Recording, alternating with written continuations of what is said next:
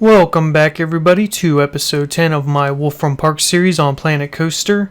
In this video I'm going to be working on the German section of the park, something I've been talking about for quite a few videos actually, and quite a lot of work has been going on in the background. As with a lot of the sections in my park, there's just hours upon hours of video that I end up cutting out simply because it's boring, and mainly me just playing around with all the objects in the game, trying to find things that look right and go together well to fit the themed areas. And this section is definitely not an exception to that rule. So what you're seeing me work on here at the beginning of the video is sort of an arrestor net system, just in case things were to fall off the riders that are on the ride as they go over the path. Cell phone, wallets, those types of things. And they're also there to keep people from throwing things at the riders from the path. And you'll see that later on I have more of these sort of nets on the edges of bridges and things that go over top of the ride for the same reason. Now I do want to try in the future some different things to make this net system. I don't really care for this wall sign that's an actual net because it's a little big and bulky and it's not very subtle and kind of looks out of place for most rides. It does work pretty well for the edge of bridges, like I was saying, where it looks like it would keep people from throwing things over the side of the bridge at the ride. But when it has to go underneath the track like you're seeing here, it's just a little too obtrusive. So I need to work on that in future episodes. So I also was trying to figure out how I wanted to create the entrance for this area. And I also tried to do something that would somewhat hide the arrestor nets. Because again, they are kind of big and obtrusive. So I wanted some sort of entranceway that would help obscure them a little bit. At first I made this little sign here with the Bienvenue wall sign or whatever it was. And it worked okay, but later I ended up building these two large towers, and it looks sort of like a castle gate area, which actually a lot of German towns did have back when they used to have city walls and things to protect them. It's not super great or perfect by any means, but it looks a lot better, and it also interacts with the track and queue line for another ride. I don't actually have video of that because I apparently deleted it, but it's a pretty basic, just the round wall, or not the round walls. I had to create custom walls using the straight ones and then copy and pasting. Yeah, there wasn't much to them, but they turned out pretty well, and they just helped tie it all together.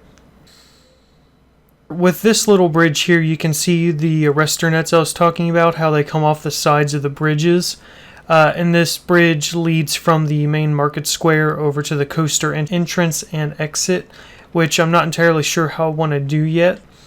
I had this cool idea of making the coaster platform area sort of inside of a little hill with houses going up, sort of like a stepped hillside with houses on it. If you've ever seen some compact German villages, you kind of know what I'm talking about. I was thinking of having house facades for the entrance area, but I'm not entirely sure yet, so I'll be playing around with that in a future episode. So here you can see the tower I was talking about that becomes the entrance gate into this area. Right now I only have the one tower, but another one is copy and pasted over later on, and then there's a little arch between them as if there had been a large gate that stuff would be able to pass through. But yeah, you can see how the roller coaster kind of comes up through it, and then there will also be a queue path for the swinging ride there, which you can see goes around on the inside of the building and then comes out and connects up with the regular path. So as I was trying to figure out how I wanted to theme the inside of the towers, I ended up sort of creating this stone floor and then using the little, I don't know what it's, the little wall attachable stone piece. I placed a bunch of them down sort of embedded in the ground where the roller coaster comes up through a tunnel and then up through the tower, sort of to make it look like the floor had fallen in and maybe a little bit of the roof. sort of revealing the structure beneath that's holding up the floor, and then where the coaster comes out. It's not that great, and it probably needs some more theming and some more objects inside just to make it look a little bit better. But again, I will try and come back to that in the future and probably off screen to just make it look a little nicer. And you can see that here where I'm placing these wooden scaffolding just to try and show like it's holding up the remaining floor of the tower and path. Now you can see I'm making a different type of arrestor net here inside the tower using the stone railing. I wanted to sort of make this little like cage thing that would block anything from hitting people in line should it fall off the ride going by, or to hopefully keep you from being able to throw things at the ride because it is very close to the path in here. It turned out okay, and I may continue it around a little bit further on the path, I'm not sure. But yeah, it's pretty much it for this tower. And again, I don't have any video of making these towers or even showing the other tower, which is pretty empty because it just has just needs room for the roller coaster pretty much to go through it. So now I'm starting to work on the facades that will be covering up the top area of the dark ride, and then also transferring this area into the German market square. So basically these are all just going to be flat facades that only have one side to them. This is sort of a double-edged sword because while it should make them easier to build overall, it makes me want to focus on making them look really good, just because it's all you're going to see in this area, and it really needs to convince you that you're not just looking at a flat facade. So I need to work with some different like layering techniques and heights, and then just also make the buildings really detailed. I'm going off of a lot of reference photos, so I'm trying to just basically copy those buildings that I'm seeing into the game using what's available. And it really helps make the buildings look authentic instead of just going off of what I think they should look like.